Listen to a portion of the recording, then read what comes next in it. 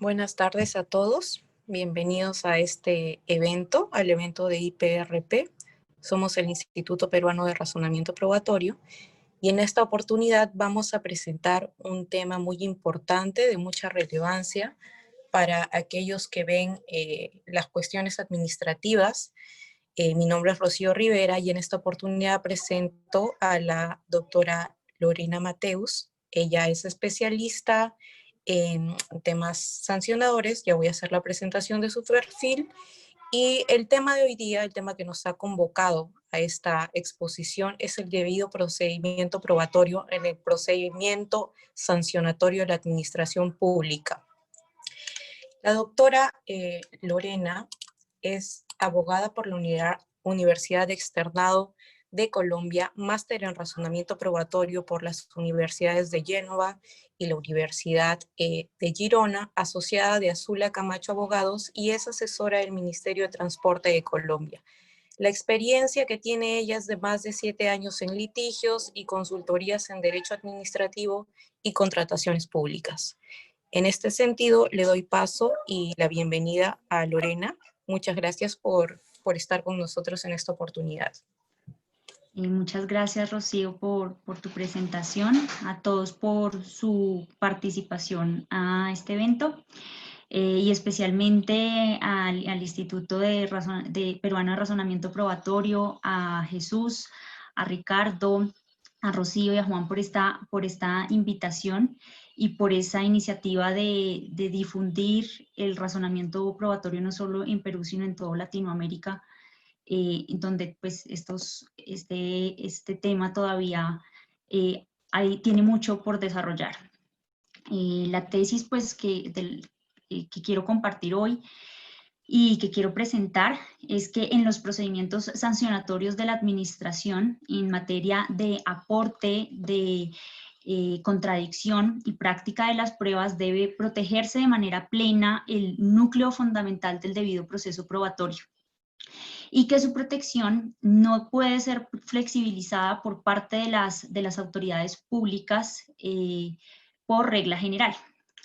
Asimismo, pues resulta importante que se defina a qué nos referimos con ese núcleo fundamental en el debido proceso probatorio y que por lo tanto debe ser protegido de manera plena en este tipo de procesos. Cuando hablamos de procedimientos sancionatorios administrativos, estamos ante la manifestación del ius puniendi del Estado. Esto es ante la potestad que tiene el Estado de determinar cuando hay una infracción al ordenamiento jurídico y, por lo tanto, para imponer sanciones a los particulares que han estado incursos en esas infracciones. Una de las manifestaciones del ius puniendi y pues la más conocida pues es por supuesto el derecho penal, pero otra muy relevante por parte de la administración son este tipo de procesos que nos convocan hoy, y son aquellos en los que las entidades públicas de la rama ejecutiva o los órganos de control actúan como investigador, acusador y decisor dentro del proceso, y que en muchos casos estas entidades en estas entidades podemos confundir la calidad de juez y parte, como en algunos procesos ocurre, y suele ser muy frecuente. La razón por la que considero que la definición y del mínimo de las garantías probatorias deben ser definidas de manera clara y deben protegerse de manera plena es porque a pesar de que las sanciones en los procedimientos administrativos son de tipo, en muchos casos, económicos y no privativas de la libertad, lo cierto es que sí pueden llegar a ser muy gravosas para los administrados. Un primer ejemplo lo tendríamos en el procedimiento sancionatorio ambiental, en los que, por ejemplo, una de las sanciones es el decomiso o cierre del establecimiento que está generando contaminación a un afluente, y esto genera que la empresa no pueda seguir ejecutando sus actividades, llevándola a su inviabilidad financiera. Otro ejemplo es por ejemplo, en el procedimiento, en el ordenamiento jurídico colombiano lo encontramos en el procedimiento sancionatorio contractual, en el que la administración contratante puede sancionar, imponer multas o declarar la caducidad del contratista incumplido, y cuando hay multas reiterativas podría hasta inhabilitar, puede llegar a resultar inhabilitado para contratar con la administración. Si se trata de alguien cuya experiencia exclusiva es la contratación pública, esto podría incluso afectar el mínimo vital de la persona contratada o la inviabilidad financiera nuevamente de la empresa. Un caso también que resulta, que podría mostrar cómo pueden ser muy gravosas las sanciones en este tipo de procedimientos es el caso Ishner-Bronstein contra Perú. El señor Bronstein era nacional israelí, renunció a su nacionalidad para poder adquirir la nacionalidad peruana, y el Poder Ejecutivo del Estado peruano en su momento emitió una resolución directorial en la cual dejó sin efecto el título de la nacionalidad peruana del señor Bronstein. Esto tuvo como consecuencia, por un lado, que lo dejó sin nacionalidad alguna, dentro de un proceso en el cual no se le habían protegido sus garantías fundamentales, y de otro, el señor Bronstein era propietario mayoritario de un canal de televisión que exigía, para poder tener esa condición, ser nacional peruano.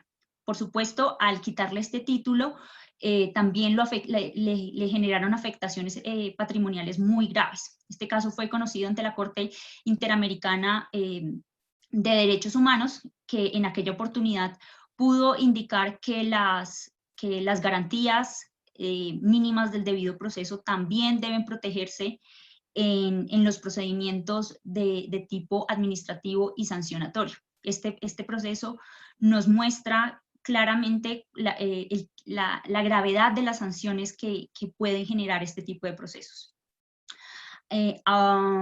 Adicionalmente, pues tenemos que los ordenamientos jurídicos en muchos casos reconocen el debido proceso como una garantía dentro de los procedimientos administrativos.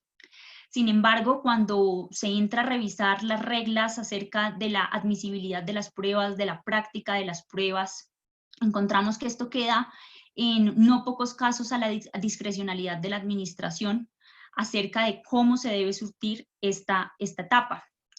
Al no existir reglas claras, este tema ha quedado en la mayoría de los casos relegado o más bien desarrollado por la jurisprudencia, quien señala que la protección de las garantías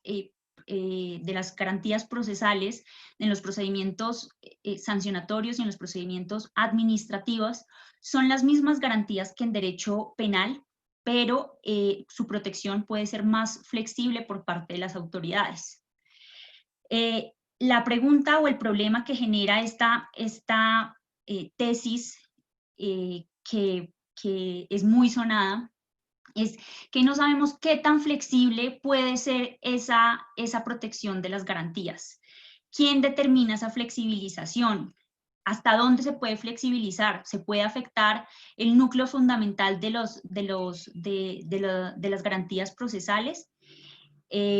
Por supuesto, si no sabemos cuáles son esos mínimos de las garantías procesales, no podemos saber hasta dónde puede llegar esa flexibilización, y quedando a la discrecionalidad de la administración, se corre un riesgo muy alto de que el derecho a la defensa, el derecho a la prueba y el derecho a un debido proceso se pueda ver afectado en este tipo de procedimientos.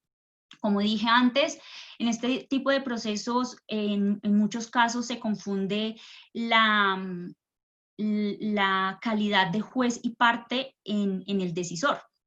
Un ejemplo muy claro, nuevamente, es el procedimiento sancionatorio contractual, que, como decía, es la administración o la entidad contratante quien tiene la calidad de, por un lado, parte del contrato, pero adicionalmente puede determinar que si hay incumplimiento o no hay incumplimiento en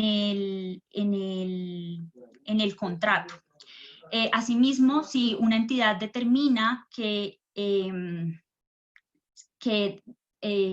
sus metas están, por ejemplo, en disminuir la ilegalidad en una cierta materia, resulta que una de sus estrategias pueden ser los procedimientos sancionatorios. De manera que, pues, es posible que empiecen a aumentar los procedimientos sancionatorios a efectos de cumplir esas metas, y por supuesto la entidad puede tener muchos o puede resultar afectada con sesgos al momento de valorar y decidir en su proceso.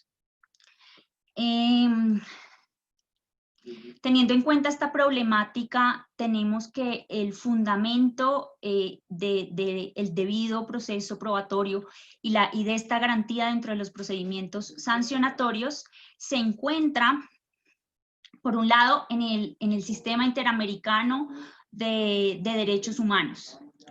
Un momento, por favor.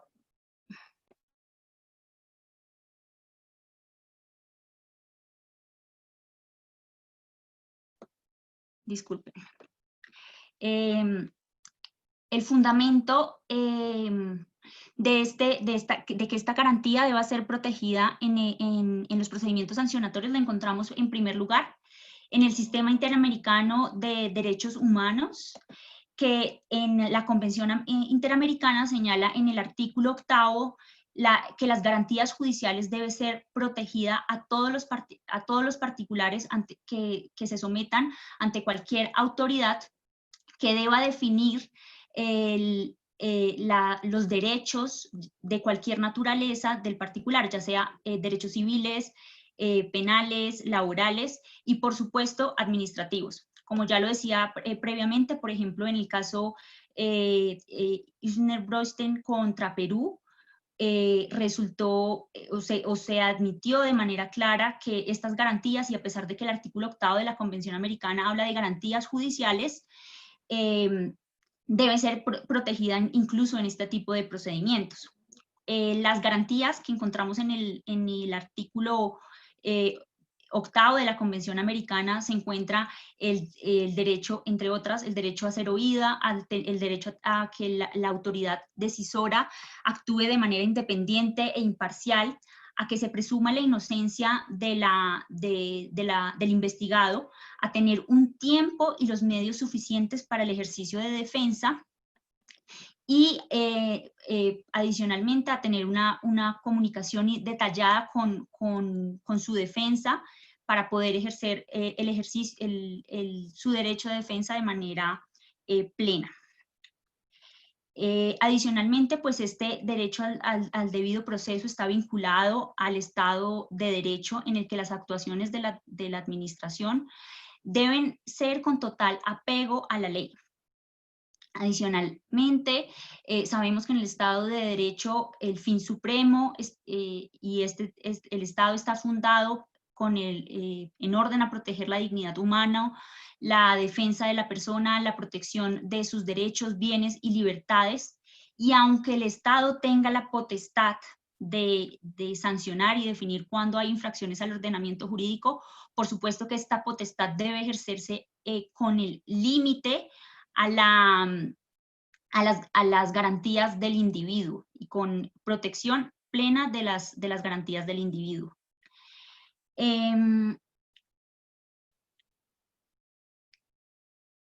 Determinar cuál es el núcleo fundamental, indicaba antes, el núcleo fundamental del debido proceso probatorio permitirá que en el proceso se pueda recaudar una mejor y una mayor calidad de pruebas, que se limiten o se disminuyan los límites a la averiguación de la verdad. Pero entonces resulta importante determinar cuál es ese núcleo fundamental. En mi concepto, dentro de ese núcleo fundamental, por supuesto, debe estar la piedra angular del derecho a la defensa, que es el derecho a presentar y solicitar pruebas que soporten la defensa. En este caso, no solamente será el derecho a aportar las pruebas que soporten el relato del administrado, sino también para controvertir la teoría del caso de la administración. Adicionalmente, el administrado podrá llegar no solo las pruebas que soporten su defensa, sino adicionalmente aquellas que consideren necesarias para confrontar la fiabilidad de las pruebas que existen dentro del proceso, ya sea para confirmar su fiabilidad o para controvertir la misma. La otra cara de esta garantía está en el derecho de contradicción, en el que precisamente, y como decía antes, el objetivo es también poder determinar o contradecir la fiabilidad de las pruebas existentes dentro del proceso. En cuanto, y para poder ejercer estos derechos de aporte y contradicción de las pruebas de manera plena, por supuesto, considero muy relevante que la garantía de publicidad de las pruebas existentes en el expediente se proteja de manera plena. Esto considero que podría y debe llevar al punto de autorizar incluso que cuando el caso esté sujeto a reserva, el investigado o el procesado, el administrado, pueda conocer los documentos que se hallan en el expediente sujeto a reserva, puesto que si esos documentos son los que soportan la acusación de la administración, o los pliegos de la administración, por supuesto van a ser relevantes para que el administrado pueda ejercer de manera debida su defensa. Esta garantía del debido proceso probatorio implica además una relevancia en cuanto a la definición de la oportunidad probatoria, el momento en el cual, o la definición de hasta qué momento se pueden aportar las pruebas. Resulta claro que en los procedimientos sancionatorios los principios que lo rigen está el de celeridad, el de economía, el de eficiencia, pero por supuesto llevar a buscar que el procedimiento sea más rápido y que la decisión de la administración sea pronta, no puede llevar a vaciar de contenido el derecho a la prueba. Por ejemplo, si estamos en un procedimiento en el que la prueba que se requiere para determinar los hechos del caso es prueba de expertos que necesita de estudios, al particular se le debe dar el plazo necesario para poder realizar los estudios o para controvertir los estudios que soportan la prueba experta que ha llegado la administración. Hemos hablado de los derechos y las garantías a la aportación, a la contradicción de las pruebas, pero esto debe ir atado al deber de la administración de decretar y practicar todas las pruebas necesarias para la averiguación de la verdad. Considero que esta debe ser la regla general y solamente de manera excepcional y cuando sea evidente que las pruebas son superfluas, son ineficaces, son impertinentes para el caso en concreto, la administración puede motivar de manera suficiente por qué niega las pruebas dentro del proceso y en el marco de las pretensiones que cada una de los extremos pretenda probar. Esto resulta relevante, por ejemplo, en el procedimiento administrativo colombiano, en el que si la administración niega la práctica de una prueba, esta no es objeto de recurso. Por eso, la regla la regla de actuación de la administración debe ser que se admitan la mayor cantidad de pruebas posibles que apoyen o que promuevan la averiguación de la verdad dentro del procedimiento. Igualmente, estas garantías no resultarían ser suficientes si la administración no las evaluara y no las valorara al momento de decidir. Esto está vinculado fuertemente con el deber de la administración de motivar sus actos administrativos y por lo tanto, si la administración no valora las pruebas, pues las demás garantías que se hayan ofrecido en el proceso no serán útiles al momento de tomar la decisión.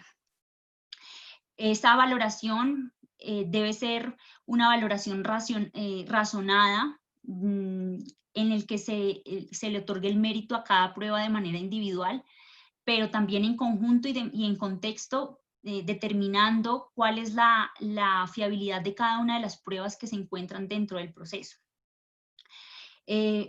Por último y no menos importante, está la garantía de la presunción de inocencia. Esta garantía está reconocida en el procedimiento administrativo colombiano de manera expresa y también en el procedimiento general administrativo peruano, y es reconocido, como lo había dicho previamente, en el Sistema Interamericano de Derechos Humanos como una de las garantías que se deben proteger en todo tipo de proceso. La garantía de presunción de inocencia nos ayuda a determinar, o es una regla que nos ayuda a determinar quién debe asumir el riesgo, cómo se debe administrar el riesgo de que en el caso concreto no se alcance el estándar de prueba o la cantidad de prueba suficiente para determinar que el administrado se encuentra inmerso en una infracción incorporada en el ordenamiento jurídico. En este caso, si no se alcanza esa cantidad de prueba o ese estándar de prueba previsto en el correspondiente o en el respectivo ordenamiento jurídico, la administración deberá asumir las consecuencias de esta falta de pruebas y por lo tanto abstenerse de sancionar al administrado. Esta garantía de presunción de inocencia también creo que la excepción debe ser la flexibilización, y solamente cuando el legislador, de manera motivada y bajo un juicio de proporcionalidad de los fines que se buscan en el determinado proceso, puede determinar que es flexibilizar esta garantía.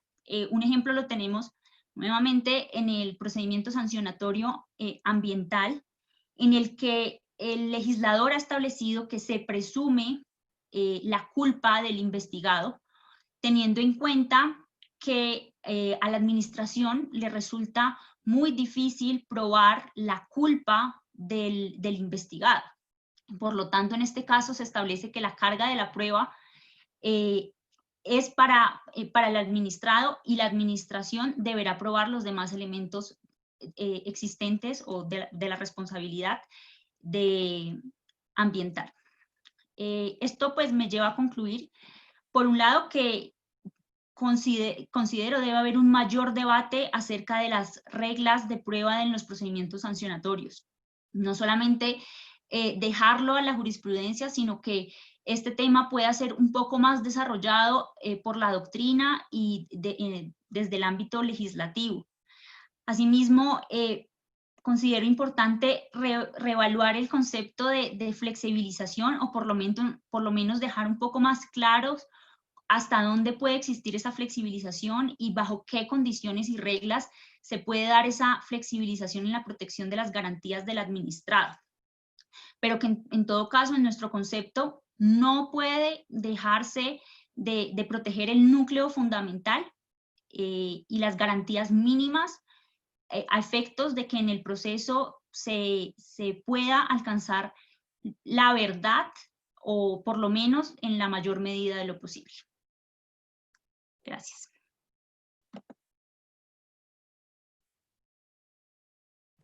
Bien, muchas gracias, Lorena, por la disertación. Agradecemos la participación y bueno, la excelente exposición que has hecho respecto a estos temas.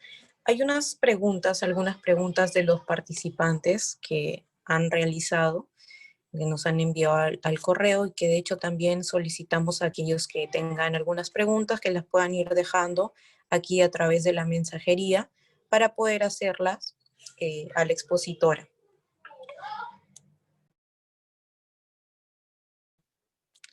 En cuanto a las primeras preguntas que nos surgen de las que han realizado el cúmulo de participantes, tenemos las siguientes. En el procedimiento administrativo sancionador, ¿en quién recae la carga probatoria? Y esto, bueno, es una pregunta un poco, digamos, fácil de entender, pero al momento de conectarla con la siguiente, que ya te la haré en su momento, habla un poco sobre las diferencias que existen entre la carga probatoria y el tema del estándar de prueba. Pero primero vamos con esta pregunta y adelante.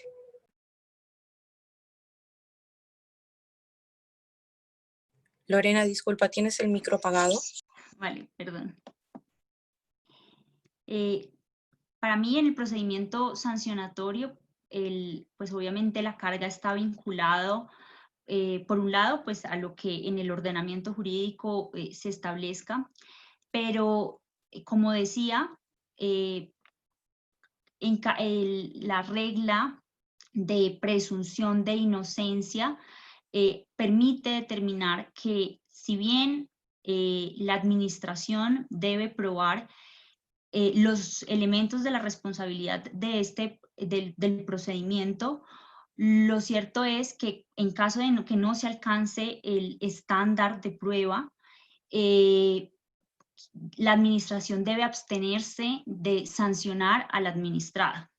La carga de prueba, como lo señala Jordi Ferrer, lo que nos permite establecer es una regla de quién gana o quién pierde en el proceso en caso de que no se alcance el estándar de prueba correspondiente. Esto, atado a la presunción de inocencia, nos permitirá determinar que en el procedimiento sancionatorio particularmente no puede sancionarse si no se ha determinado que el inculpado, con base en una prueba suficiente, está incurso en una infracción sancionatoria. Muchas gracias, Lorena. Y como te decía, en esta oportunidad conectamos un poco las preguntas, porque hay preguntas sobre el tema de los estándares probatorios. Estableciendo dentro de estas, hay varias preguntas respecto al cuál es el estándar de prueba que se debe manejar en los procesos administrativos sancionadores y si en el procedimiento objeto de exposición, es decir, en procedimiento administrativo sancionador, existe algún estándar de prueba. Porque claro, partimos por el hecho de no saber si se ha determinado en realidad. Depende mucho de los sistemas también, el colombiano es muy distinto al peruano y así. Pero también hay una pregunta acá que ha sido relacionada con esta, o creo que va en relación con estas dos, cuando alguno de los participantes expone si se considera que la configuración del debido proceso debe ser igual al que se utiliza en materia penal o puede configurarse de manera distinta en el contrato administrativo, ¿no? Entiendo que en el procedimiento administrativo sancionador. Entonces, creo que aunadas estas preguntas van más o menos a ponderar si el estándar de prueba utilizado en los procedimientos penales debe o debería aplicarse en un procedimiento administrativo sancionador. ¿Se justifica o no se justifica que sea tan elevado el estándar en este punto? ¿Y por qué? Bueno, como tú lo decías, el estándar de prueba depende de cada ordenamiento, es un tema de política, como lo dice Jordi Ferrer, que pues es quien desarrolla en mayor medida la materia del estándar de prueba, que nos define como cuánta prueba se requiere en el proceso para determinar que la posición, en este caso de la administración o la defensa del administrado, es procedente en el caso concreto. Frente a lo que indicas acerca de si el estándar de prueba se justifica que sea tan alto como en materia penal, sabemos que en materia penal se ha establecido que el estándar de prueba es más allá de toda duda razonable. Las razones por las que se encuentra o se fija el estándar de prueba en este nivel es porque se considera que habiendo privación a la libertad, obviamente las sanciones pueden resultar mucho más gravosas que en otro tipo de procedimientos. Eso por un lado. pero adicionalmente se considera que este debe ser el estándar de prueba en derecho penal, porque se quieren también minimizar los riesgos de error y que, por supuesto, lleguen inocentes a resultar sancionados con penas privativas de la libertad. No obstante, en procedimiento sancionatorio, y aunque mi tesis es que las sanciones administrativas también pueden ser muy gravosas, no considero que sea necesario que el estándar de prueba sea tan alto, porque también encontramos en este tipo de procedimientos los principios que mencionaba que rigen la actuación de la administración, como los de eficiencia, la celeridad, la economía, y adicionalmente las dificultades que pueden existir para la administración de probar los diferentes elementos de la responsabilidad. Por lo tanto, creo que aquí en realidad la forma de disminuir los riesgos de error, más que en el estándar de prueba, deben estar fijados en las garantías y en la protección de las garantías al derecho a la prueba del particular. Perfecto, Lorena, muchas gracias. En este punto surgen otras preguntas que también encuentran relación. ¿Qué tipos de medios probatorios se pueden presentar en un procedimiento administrativo sancionador? Creo que esta respuesta da para mucho, bueno, esta pregunta, perdón, da para mucho, pero de repente alguna precisión al respecto que puedas hacernos, de repente un ejemplo.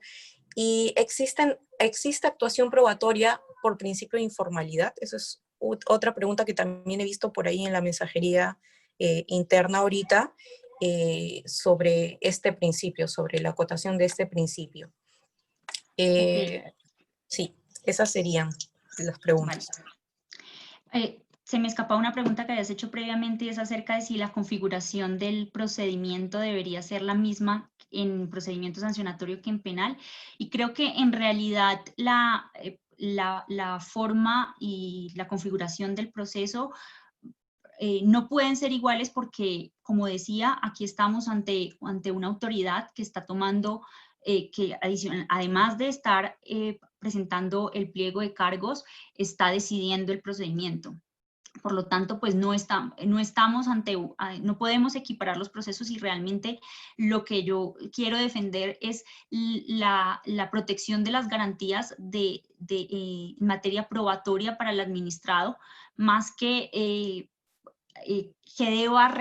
o sea necesaria redefinir la configuración o el tipo o las reglas de procedimiento como están establecidas. Lo que sí considero es que las reglas de práctica de prueba deben ser un poco más claras para evitar que la discrecionalidad de la administración puedan llegar a limitar las garantías del administrado. Y en cuanto al tema que manifestabas sobre qué tipo de pruebas se pueden, se deberían admitir dentro del procedimiento sancionatorio, en mi concepto, y es que pues primero pues depende del ordenamiento jurídico, pero adicionalmente deben admitirse todas aquellas pruebas que permitan favorecer la veracidad o la verdad en el proceso. En el procedimiento, o al menos en el ordenamiento jurídico colombiano, no existe una taxatividad de los tipos de pruebas que pueden aportarse, y pues adicionalmente en algunos procesos podrá resultar más relevante la prueba experta que en otros. Por ejemplo, en los procedimientos o en los contratos de obra pública, en los que en muchos casos se define acerca de la estabilidad de una obra o la calidad de una obra, resultará muy importante la prueba de un ingeniero que pueda determinar, no sé, la calidad de los pavimentos y determinar así si estamos frente a un incumplimiento o no del contrato. Pero pues, por supuesto, lo que creo es que se debe admitir la mayor cantidad y de la mayor tipología de pruebas que permitan a la administración tomar una decisión razonada y motivada dentro del procedimiento. Me hiciste otra pregunta, pero repítemela, por favor. Era sobre el tema de si la administración pública está obligada a recabar todos los medios probatorios que han sido solicitados por el administrado. Me parece que era eso. Vale. Era una de las garantías del núcleo fundamental al debido proceso probatorio que sustentaba dentro del proceso. Por supuesto, creo que la regla general debe ser la admisibilidad de todas las pruebas, e insisto y pongo el ejemplo del ordenamiento jurídico colombiano en el que si la administración decide que una prueba no es procedente, que es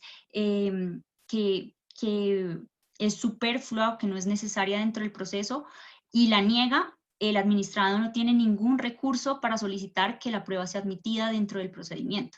Entonces, por eso considero que la administración debe ser muy conservadora al momento de negar las pruebas y debe motivarlo suficientemente en las razones por las cuales considera que esa prueba no es útil al proceso. Perfecto, Lorena, muchas gracias. En el caso del derecho de defensa, ya para entrar a otro derecho fundamental también que conforma este debido proceso, hay una pregunta sobre si el órgano de control interno puede notificar al administrado a su correo electrónico sin su autorización o conocimiento en una investigación preliminar en su contra. Entiendo que digamos, esta pregunta podría depender también de cómo está la conformación de los sistemas, pero bueno, vámonos a si el ejemplo fuera brindado en el tuyo, ¿no? ¿Qué pasa con esta situación? ¿Hay una afectación ahí al derecho de defensa? Como, como indicaba inicialmente, una de las garantías que debe, o en la exposición, una de las garantías que debe existir es la necesidad de que se dé publicidad a los cargos que se presentan frente al administrado. Y para eso resulta relevante la notificación al administrado en el sistema jurídico colombiano. Lo que se exige es que para poder notificar al correo electrónico, al buzón de correo electrónico, debe existir una autorización expresa para eso. Pero en todo caso debe, y en orden a proteger el derecho de defensa, pues deberá buscarse todos los medios posibles para lograr la notificación del investigado y que éste pueda conocer y ejercer su defensa dentro del procedimiento. Perfecto, Lorena, gracias. Otra de las preguntas que vienen conectadas a este tema es ¿qué acción eficaz o qué acciones podrían realizar el administrado ante la vulneración del debido proceso si tenemos en cuenta que justamente una de las críticas que haces es que al participar como juez y parte, tal vez haya algún o pueda existir algún sesgo al momento de la resolución o al momento de tratar el procedimiento administrativo sancionador, ¿no? Esta es la pregunta de qué se puede valer el administrado en estos casos ante la obvia vulneración de su derecho. Okay. Primero, pues habría que diferenciar entre en aquellos errores que son simplemente formales, en los que, en virtud del principio de informalismo en el ordenamiento jurídico peruano y en Colombia, la supremacía de la sustancia sobre la forma, pues debería ajustarse el procedimiento por la propia autoridad administrativa. No obstante, cuando ya nos encontramos ante una violación al debido proceso y al derecho a la defensa, estarán los controles jurisdiccionales que hay frente al acto administrativo y por lo tanto es la jurisdicción quien podrá realizar el control frente a estos, pero también las acciones constitucionales toda vez que nos encontramos ante la vulneración de un derecho fundamental. Bien, en el caso de que la pregunta gire, porque tampoco no se entiende esto, de que se hable del tema de los recursos a los que puede acceder el administrado, ¿qué garantías hay en este sentido. Por ejemplo, en nuestro sistema peruano tenemos el organismo de supervisión de contrataciones con el Estado, que es el OCE. Es un organismo que se encarga de controlar de alguna forma la figura ante, digamos, ante alguna situación o ante alguna controversia que puede existir entre los particulares y las entidades públicas. En este caso, el OCE también tiene una función consultiva, que muchas veces se critica si la Contraloría no podría ejercer esta función a título personal porque ha tenido que ser delegado a un organismo adscrito al Ministerio de Economía y Finanzas, que justamente ha sido creado para eso. Pero lo positivo, al parecer de esto, sería que justo este tribunal resuelve controversias de este tipo, que son las que atacas un poco con el planteamiento, ¿no? No ser juez y parte dentro de un procedimiento que se le sigue. En este caso es un tribunal quien resuelve este tipo de controversias. Entonces, digamos que la finalidad, o en todo caso, del derecho de defensa es que incluso aquí creo que está garantizado el hecho de que los particulares tengan la posibilidad de acceder ante este organismo en función consultiva sobre algunos de sus determinados afectaciones que puedan encontrar a su derecho. Más allá del procedimiento que se pueda iniciar o no, hay esa posibilidad. ¿Qué recursos, en todo caso, en Colombia existen ante esto? O de repente, no lo sé, la reconsideración es posible en su sistema, o qué entidad podría fiscalizar un poco este punto en este sentido, ¿no? En el sistema jurídico colombiano no tenemos ese órgano que controle esas decisiones entre la administración y el administrado o esas controversias que puedan existir. Por eso es que se le ha otorgado la facultad en muchos casos a la administración para determinar si estamos ante una infracción y si es procedente la sanción.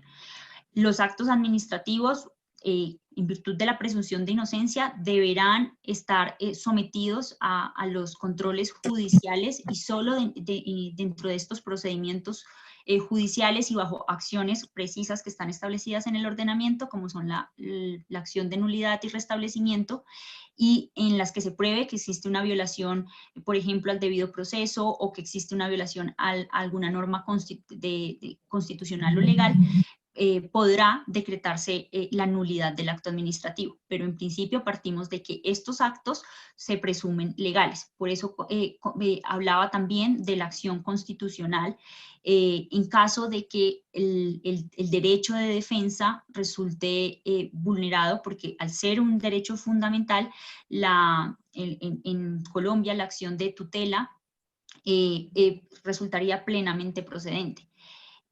Sin embargo, en Colombia no tenemos el recurso de reconsideración, entonces la verdad no sé exactamente cómo funciona en Perú este recurso.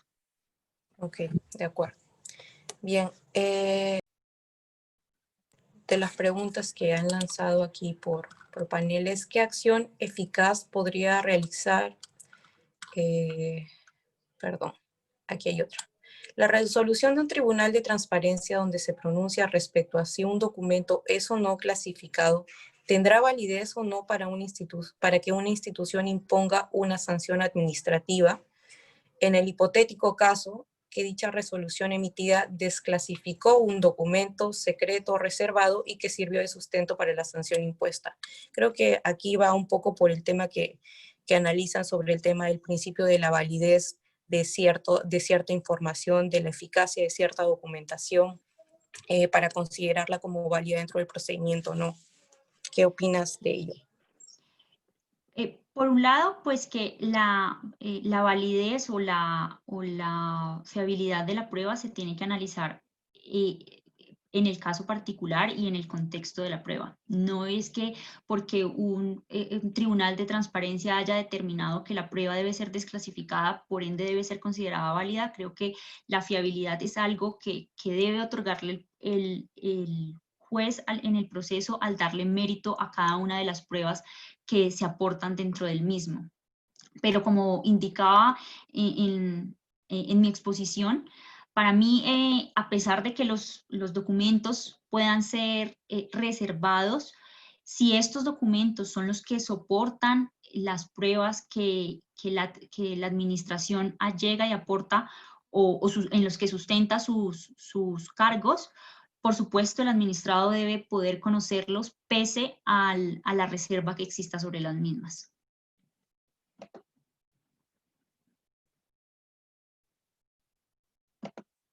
Bien, de las preguntas que habrían realizado también tenemos, las junto porque creo que son conceptos más amplios que tal vez podrías dirigir en el tema administrativo, pero que me parece que rige para todo tipo de materias. El parámetro de la prueba es de la certeza o de probabilidad, que entiendo que para el procedimiento administrativo sancionador, y que requiere una correcta motivación de la decisión probatoria. Por eso te digo que a mí me parece que estas preguntas son un poco generales, pero tal vez las puedas encauzar un poco con el tema que has expuesto el día de hoy. Como uno de los elementos fundamentales de los actos administrativos es la motivación y por lo tanto pues la carga de la administración al momento de su expedición está en que la decisión se sustente de manera razonada en todas las pruebas existentes dentro del proceso y ya lo relativo a si debe haber una certeza o probabilidad, volvemos nuevamente al tema del estándar de prueba y a qué cantidad de prueba debe haber dentro del proceso para poder determinar si el administrado es responsable o no de la infracción que alega la administración. Pero con base en el estándar que se defina para el correspondiente procedimiento, o pues para el procedimiento sancionatorio, la motivación y la suficiencia de prueba debe estar encaminada y debe estar soportada de manera pues, con los criterios de razonabilidad y y con las inferencias probatorias debidamente sustentadas, ya sea en las reglas de la experiencia, en las presunciones que establece la ley. La motivación será un elemento fundamental para poder considerar que estamos ante un acto administrativo válido y pues por supuesto ligado a su presunción de legalidad. Bien, ahora dentro de las preguntas que puedo encontrar aquí en el chat, hay la pregunta de Rocío Barrera González, que nos pregunta, en lo que respecta a la carencia de la valoración razonada de cada prueba obrante en el proceso y a la falta de práctica de las pruebas que surgen de las pruebas practicadas de manera oficiosa por el órgano de control, ¿qué garantía desde el Sistema Interamericano de Derechos Humanos afectaría el debido proceso? Pediría más precisión respecto a la pregunta, pero si has podido captar algo de ella, Lore, te pediría que por favor Si la quieres me la absuelvas. repites porque la verdad es que es un poco enredada. Sí, ¿qué garantías desde el Sistema Interamericano de Derechos Humanos afectaría el proceso en el tema, entiendo, de la carencia de la valoración razonada de cada prueba? Entiendo que ahí ya, más que la valoración razonada de cada prueba, se refiere al tema de la motivación, ¿no? Entonces, si no hay una valoración adecuada de los medios probatorios y hay una falta, en todo caso, de práctica de algunas pruebas que surgen de manera oficiosa, es decir, esas pruebas que se reconstruyen de oficio pero que no sirven finalmente para nada en el procedimiento, ¿qué garantías desde el sistema interamericano? La pregunta, como te digo, eso está un poquito confusa, pero entiendo que habla sobre si el sistema interamericano ha hecho algún pronunciamiento en este sentido o no lo ha hecho, y en todo caso, ¿qué opinión tienes tú respecto a cómo se debe hacer la valoración en un procedimiento administrativo sancionador cuando hay esta naturaleza de deficiencias de la prueba, tanto en el tema de la motivación como en el tema de la actuación, cuando digamos que hay aportaciones de parte inoficiosas, ¿no? Es como admitir medios probatorios que finalmente en el proceso no te sirve para nada y al final terminar valorando aquellos, algunos de estos que no han sido, digamos, inadmitidos, pero que de alguna forma no se han valorado correctamente. Eso es lo que entendería por la pregunta realizada. En la pregunta hablan un poco de las garantías que se verían afectadas en el Sí. sistema interamericano con una indebida valoración, según puedo recordar en la pregunta. Y pues acá, como decía, existen diferentes garantías que están protegidas dentro de la Convención Interamericana y, por ejemplo, una de las que podrían resultar violadas es la de presunción de inocencia. Obviamente, para poder acudir al sistema interamericano solamente ocurre cuando el sistema o las garantías dentro del Estado correspondiente no han funcionado y resulta necesario acudir a la Corte Interamericana para la defensa de los derechos. Y la verdad es que hiciste la pregunta fue tan larga y tan enredada que me perdí en ella. De acuerdo. Hay otra pregunta que nos pregunta Carolina, compañera de máster. Quiere saber qué piensas respecto a la carga de la prueba cuando solo puede ser presentada por el presunto infractor. Habla sobre el principio de facilidad probatoria. Ok.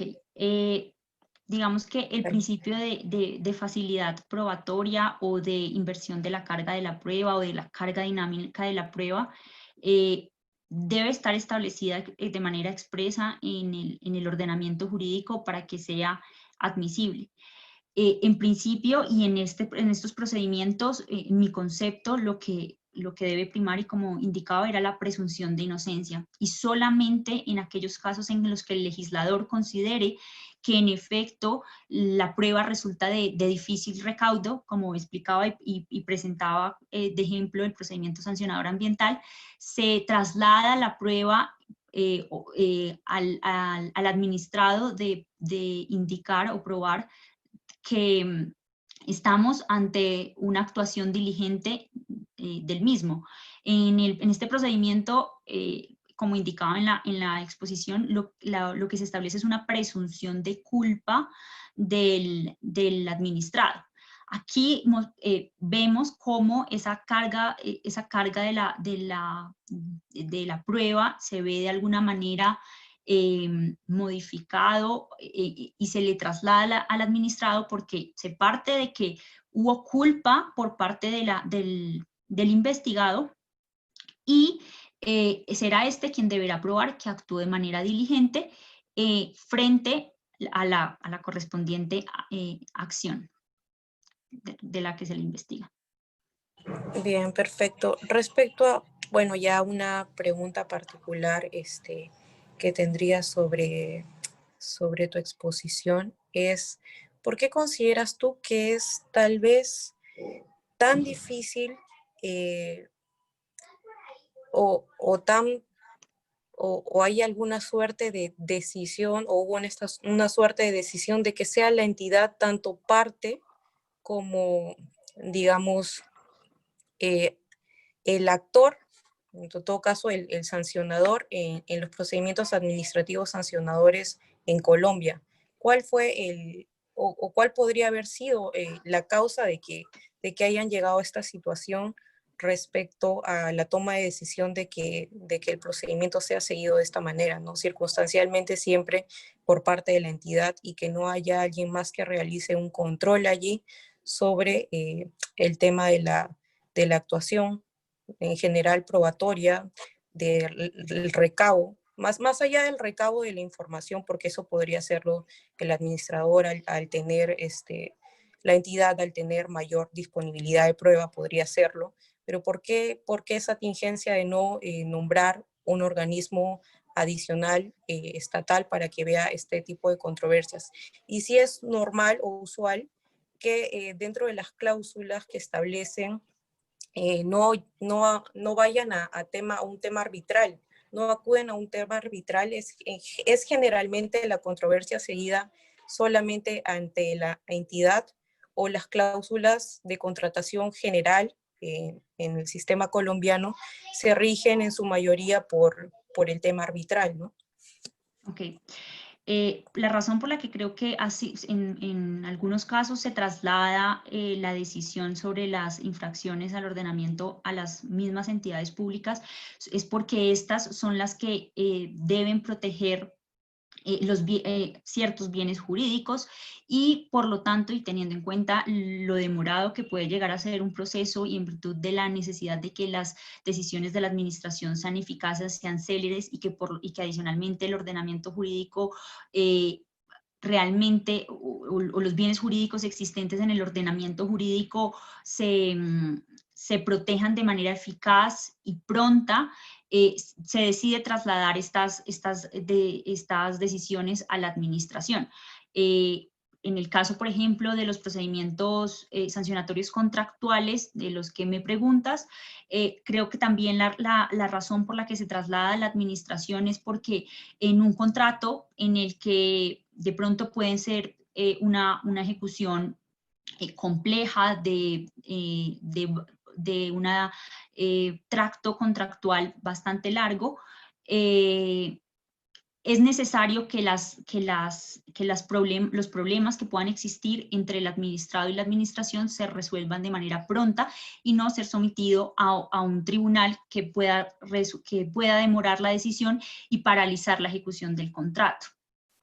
Frente al tema arbitral, pues en materia arbitral el principio que rige es la voluntariedad de las partes.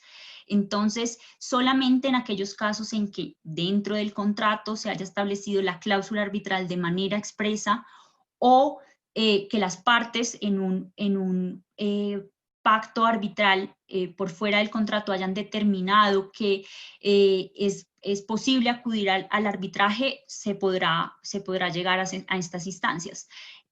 No en todos los contratos se establecen estas cláusulas arbitrales.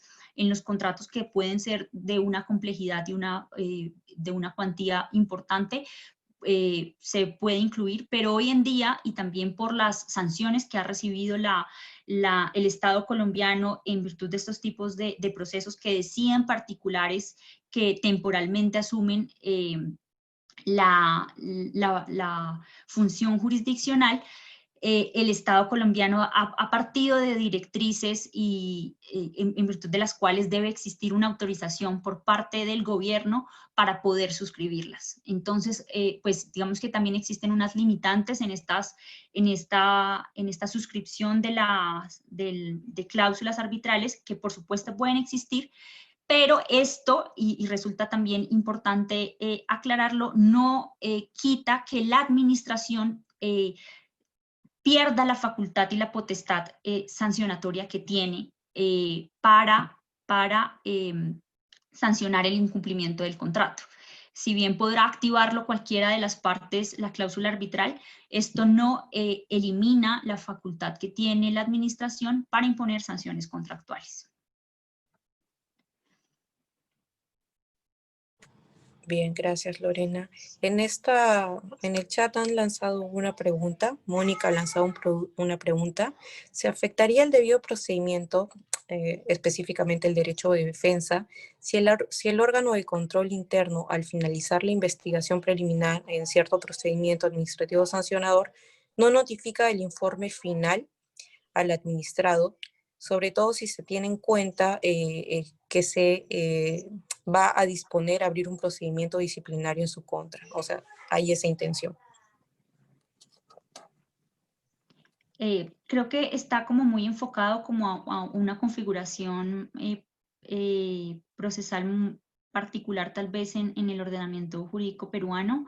Digamos que en el ordenamiento jurídico colombiano no tenemos ese informe final, pero más que creo que dependerá también de la naturaleza que tenga este informe final. Debe ser algo así como unos alegatos de conclusión dentro de un procedimiento, pero pues los alegatos de conclusión en últimas no están vulnerando el derecho a la prueba si digamos que hay una pretermisión de esta etapa. $3 de pesos. ¿Cómo? escuché como un eco. Te decía que que los alegatos, digamos que es la forma de presentar la valoración de las pruebas y la conclusión de las pruebas allegadas dentro del proceso por parte de cada una de las partes del proceso, pero no está directamente vinculado al proceso a los derechos probatorios, y por lo tanto creo que si la configuración procesal no tiene este informe final, no habría una violación al debido proceso, pero pues dependerá, esto sí, de la naturaleza que tenga este informe en el ordenamiento jurídico peruano. Bueno, sí, porque si no podrían recurrir ante el OCE para dilucidar esta pretensión. Eso sí es que no se ha nombrado una cláusula arbitral de por medio. Esa pregunta creo que al final no la absolviste. ¿Es común, Ah, perdón. es común que hayan, digamos, cláusulas arbitrales con el Estado, o lo más común en todo caso en tu país es el hecho de que todo se establezca eh, simplemente con la entidad, ¿no? El trato directo sea con las entidades y no hayan estas cláusulas delimitativas.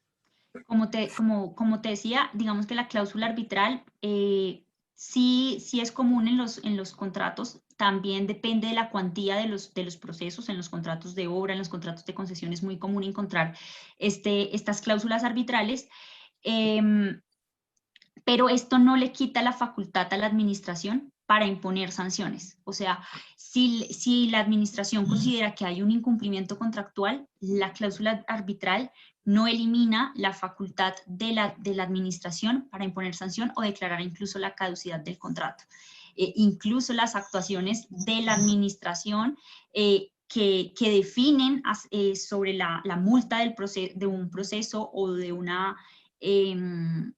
o de la caducidad de un contrato, no está sujeta al tribunal de arbitraje. Eso debe ser sometido directamente ante la jurisdicción, ante un juez.